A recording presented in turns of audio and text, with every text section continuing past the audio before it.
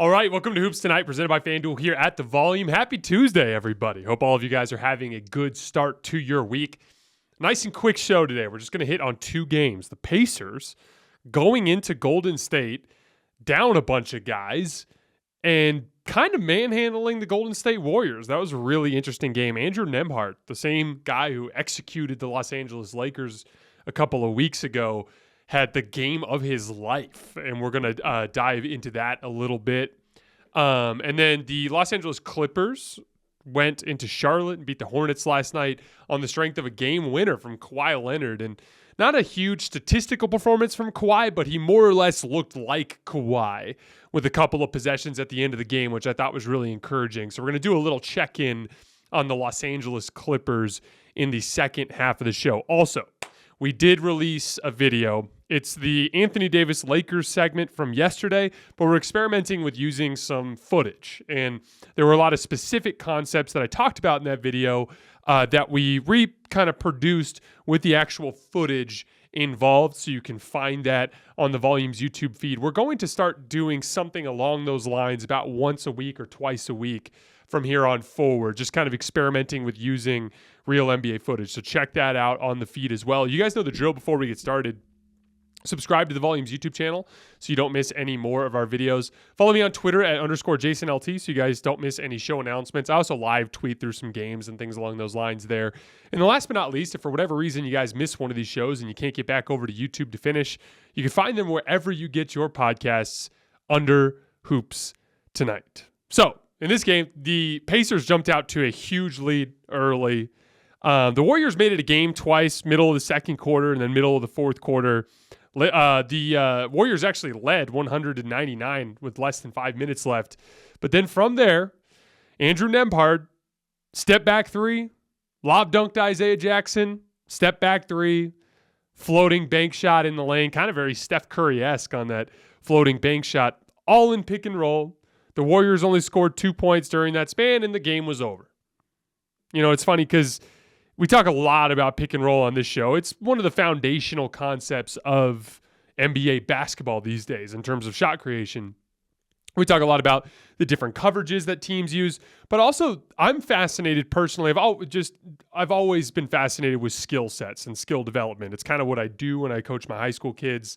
It's been a huge thing, and just my love for the game manifests in a lot of ways around skill sets and different dribble combinations and shot making and all the different things that it takes to be a successful scorer in any level of basketball.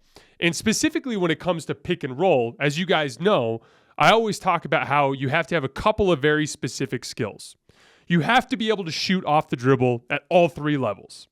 So if you're coming off the screen and the big is too far back and the guard defender gets caught on the screen, you need to be able to knock down a pull-up three. If the guard fights over the screen and you can use an escape dribble to get away from him and the big is still too far back, you need to be able to hit a pull-up 18-footer, 20-footer, 15-footer, somewhere along those lines. If the guard is actually chasing you over the top of the screen and applying back pressure and the big is too far back, you need to be able to hit a floater in the lane, or you need to be enough of an athlete to attack a rim protector and finish through contact. And then if the big stays with the roll man, you need to be able to finish around the rim with either hand on any footwork that you might need to use.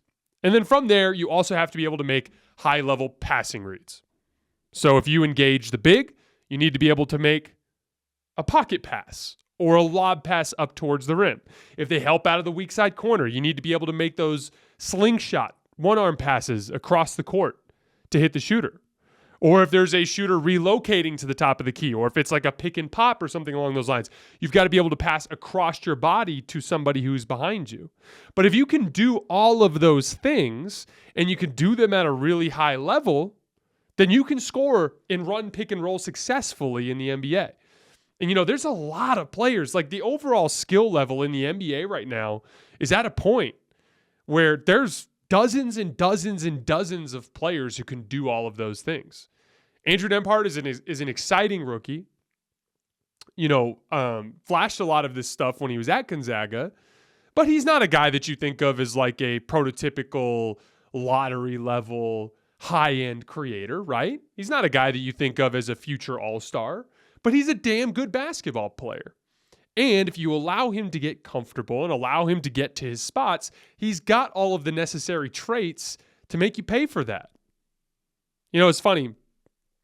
That machine, that all those different things that I was talking about was in full effect last night. This was crazy. I put this video together. You can find it on my Twitter feed. So go at _JasonLT, scroll down to the Andrew Nembhard tweet. He ran 35 pick and rolls last night against the Warriors. 35. And they resulted in 52 points. That's almost 1.5 points per possession. He just completely and utterly barbecued the Golden State Warriors in pick and roll. On the season, he's been pretty solid, 114 pick and rolls for 17 points, which is in the 70th percentile, but that was also elevated by his performance last night. So a good percentage of that is this was a below average pick and roll ball handler who had the night of his life at the expense of a Warriors defense that didn't bring the requisite effort. So I want to shout out Andrew Nembhard, but also point out the obvious fact that the Warriors weren't good enough. In general, he was too comfortable getting to his jump shot. That means the guards weren't doing their job fighting over the top of screens. There were a handful of times that he got switches onto Kevon Looney. Kevon Looney was giving him too much space, allowing him to step into shots too comfortably. The Warriors are an overhelp team, and they got punished for overhelping a lot during this game off of shooters. You could see it from the open. I'm sure all you Warriors fans noticed watching that game, there was a weird energy just kind of surrounding the whole team as the Pacers would go down and score, and then the Warriors would go down and miss a shot, and the Pacers would go down and score, and the Warriors would go down and miss a shot. And next thing you know, it's like 40-24, and you have no momentum, and everything just kind of feels clunky. And some of this is just the reality of the NBA schedule. Sometimes you've got to play a game against a lower-level NBA set of talent on a Monday night in December. The Pacers were on a back-to-back. They were on a road trip where I believe they had lost all 4 games, or they had only won 1 out of the 5 games, and that was against the Lakers on that game winner. Tyrese Halliburton was out. Miles Turner was out. They were starting some cast-offs, right? Like Aaron Nesmith is a lottery pick from Boston that is in his second stint already with the Pacers. Same thing for Jalen Smith, a guy that was a lottery pick for Phoenix that they got rid of. So it's kind of like a weird vibe, right? Where it's like, yeah, you're looking across the way and it's a lot of lower level NBA players. But the truth of the matter is those low level NBA players are highly motivated. This is Ben Matherin's first NBA start. You don't think he wants to bring A-level effort? Again, Andrew Nembhard is a rookie who's getting for the first time really getting the keys to an NBA offense to do whatever the hell he wants. He's excited about that opportunity to show what he can do. Jalen Smith, again, former lottery pick. Aaron Nesmith, former lottery pick. You don't think those guys realize that if they don't play really well in these types of situations that they might not get another contract in the league? Like, that's the kind of motivation they're facing. Meanwhile, the Warriors are at home. They feel invincible. They're not going to be very motivated. And so and you combine that with some other factors, like Steph just had a god-awful shooting night. And it wasn't, there was some tough shot selection in there, but there was like some air balls. There was his first shot of the game was a wide open 20-footer that Steph almost never misses that he missed. Jordan Poole had another game where his decision-making was just all over the place. And Andrew Wiggins isn't there, so suddenly you're super thin on the wing and you're relying heavily on young players, and you end up losing a game that you shouldn't lose. And here's the thing, like lots of Warriors fans are going to point to the bench, and I saw lots of people calling for trades again last night. And again, I'm not saying that those things aren't issues, and they are, and they need to be addressed, but the reality is that your starters got your ass kicked again. And you were in the lead with less than 5 minutes left, and you couldn't get a stop. To a backup ball handler with a backup roll man on an inferior basketball team. You fell for the trap game. That happens. These are trap games. They're in the NBA schedule. It happens to everybody. It just, in the grand scheme of things, it's a lot harder to kind of like cope with that when your record isn't as good as it should be, because this has happened a little bit too often. But at the end of the day, you just got to move on and play better. I mean, that Warriors lineup, like I said, is the best lineup in basketball this year. they need to be held to the standard that they should be able to get stops on Andrew Nembhard and win a game against an underhanded Pacers team. All right, moving on to the Clippers and the Hornets. So Kawhi and Paul George had a cool sequence in this game. Terry Rozier hit a really nice pull-up jump shot on the right baseline to put the Hornets up 117-115. Hornets are a weird team. They can't score, but they have tons of length and athleticism. Like Kelly Oubre leads the league in deflections. They've got all this athleticism. They're kind of like scrappy. They're not what you would expect from the old school Hornets, which were a lot more offensive skilled and couldn't get stops and had a lot of guys that you know had injury issues. This is like a young, freaky, athletic, kind of fun to watch team. And they had a 2-point lead with under a minute left, and Marcus Morris ended up getting a wide open three on the right wing that he missed, and Paul George just massive winning type of play where there's kind of like a contested rebound. And he just jumps up and taps it to Kawhi Leonard directly under the basket. Easy layup to tie it. And by the way, that's the second time that Paul George has made kind of like a hustle play that helped his team win a game this year. I can't remember specifically which team it was. Oh yeah, it was against the Cavs when Jared Allen tried to make that layup on that drop-off pass, and Paul George just made that one extra effort that ended up forcing a stop, which led to a run out in a Clippers basket. Like, Paul George, rightfully got criticized a lot for some of his lack of success in Oklahoma City towards the end with Indiana. He's turned into a damn good, like, just kind of gritty, scrappy, winning player in this league. It just can't stay healthy long enough for it to matter. But then Kawhi Leonard, it's 117-117. They go down. The Hornets end up generating a wide open three. I believe it was either for PJ Washington or Jalen McDaniels, but they miss a wide open three. Clippers don't call a timeout. They go down the floor. Kawhi isos on the right block, right kind of like extended short corner block area. And Kawhi just goes through kind of like a really nifty kind of like jab step high gather that kind of gets Jalen McDaniels to buckle a little bit. And then he just hits like a jab step and gets enough separation and knocks down an 18-footer. Game over. It's a season-high 16 points on 15 shots for Kawhi. Still clearly a little bit out of rhythm. Not quite the efficiency you expect from him. He had like a step-back three on the right wing a little bit earlier in the fourth quarter. That was like 2 feet too long and a foot too far to the left. It was just a brick. Damn near put a hole in the backboard. That's like one of those moves that Kawhi Leonard, like when he's really got it going, that's either going in the basket or he's just barely missing it short, long, something like that. But overall, that's rhythm related. I think his legs actually looked as good last night as they've looked all season. There was a specific play. I clipped this play. You can find it on my Twitter feed. I just say it's the one that just has the caption that says Kawhi Leonard looking like Kawhi Leonard. And he's isoing on Jalen McDaniels out of the left corner. And he does a hard jab step, dribble towards the baseline, gets cut off, crosses back over with a retreat dribble, and then takes 3 dribbles into the lane and elevates over the top and gets tons of separation and knocks down like a 15-foot jumper right around the foul line. And I was like, wow, that looks like Kawhi Leonard. And it's one of those things where it's going to take time. He's going to have to get to the point where he's got his conditioning and rhythm where it can be, where he can consistently play 27, 28 minutes a night at a high level for the Clippers to really crawl into that more serious conversation at the top of the West.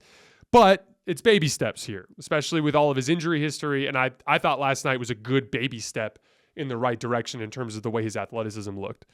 Game winner ends a 2-game skid for the Clippers. They're 14-11. They're the 6th seed in the West right now. They're still 28th in offense, but they're 5th in defense. Let's just put it this way in terms of their injury luck. The Clippers have played 25 games, and Paul George and Kawhi Leonard have combined to play in 23 of them. So their 2 best players have combined to play in less than the total number of games that the team has played this year. They're also having a really tough shooting season. So last year, they were one of the best jump shooting teams in the league. They were 3rd in three-point percentage, 12th in three-point makes per 100 possessions. This year, they're 17th in makes and 13th in percentage. Outside of Luke Kennard, who continues to just shoot the laces off the basketball, I swear every time he gets a good look, it's going in. Outside of Luke Kennard and Brandon Boston, who really isn't in their rotation, every single Clippers player is shooting below 40% from 3.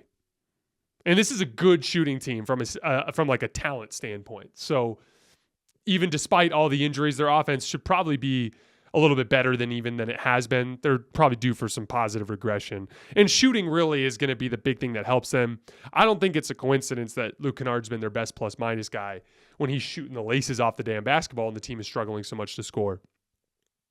The thing is that with Paul George and Kawhi Leonard being out, a great deal of the ball handling responsibilities have fallen on Reggie Jackson and John Wall, and both of them just haven't been very good. Reggie's below average in pick and roll this year, 0.96 point per possession, including passes, and in ISO, 0.92 points per possession. Just not quite the player that he was a couple years ago. And then John Wall, it's like, he has these moments where like he'll hit the Jets in transition and get all the way to the rim for a layup, or he'll draw a foul, or he'll collapse the defense and make a really nice pass to a shooter. And you're like, oh man, that looks kind of like John Wall. But the totals in terms of the shot result or team result per action that he runs are not good. 0.95 points per possession in pick and roll, which is below average, and 0.76 points per possession in ISO on pretty decent volume, which is horrible. So really, all of it comes back to Kawhi Leonard and Paul George. I do believe they'll start shooting better. I'm a huge believer in their set of role players, but you need that top-end talent. I've used the Lakers as an example. For instance, the Clippers have much more talent on the roster than the Lakers. They've got wings that can shoot and dribble. They got these guards that can get consistent dribble penetration. But at the end of the day, their overall shot quality isn't good enough because they're not consistently getting the defense in rotation because they don't have the super duper stars and their ability to truly warp the defense and create high quality shots for everybody else. Look at how LeBron and AD hit a groove and added that shot making piece, that ability to hit shots over the top of the defense. Because that's the thing with the Clippers too. It's not just about getting that initial advantage to give guys good spot up opportunities. You need Paul George and Kawhi Leonard to hit a 3-dribble pull-up at the free throw line in the fourth quarter. You need Paul George hitting that classic fadeaway along the baseline. You need shot making to help rescue possessions. Again, if you look at offensive ratings, the best team in the league might be 117, 118 points per possession, but the worst team in the league is not that far behind. They're still scoring 107 points per possession or points per 100 possession or whatever it is. So it's really that the difference between those two outcomes might be shot making and just having 4 or 5 possessions a game where a dude just rises up over good defense and knocks down a shot. And so when your two stars, Kawhi and Paul George, are missing more than half of their potential games, it's going to be really hard for you to hang with teams offensively. But this is a credit to Ty Lue and to the organization as a whole in terms of their competence, because in spite of all of that, you're sitting at 14-11. You're solidly in the playoff hunt. The West is such a shit show that you can easily recover. That's what it takes. Competent management that provides your roster with quality players that fit a modern scheme, a coach that actually recommends and promotes that modern scheme. And Ty Lue too, he's big on switching. He's big on that spread pick and roll, spread ISO. But I've also been really impressed with a lot of the sets that they've been running lately, which they've had to lean on a lot more because they haven't had the top end talent. They run this variation of Spain pick and roll where instead of the big man rolling to the basket, he'll just roll into a screen for Luke Kennard or some other shooter coming out of the right wing.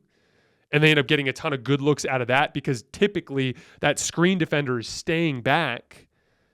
And so essentially Luke Kennard is getting a flare screen with no help or no hedge or anything. He's getting a lot of good looks out of that. Ty Lue has just manufactured wins with this group despite being down a ton of players.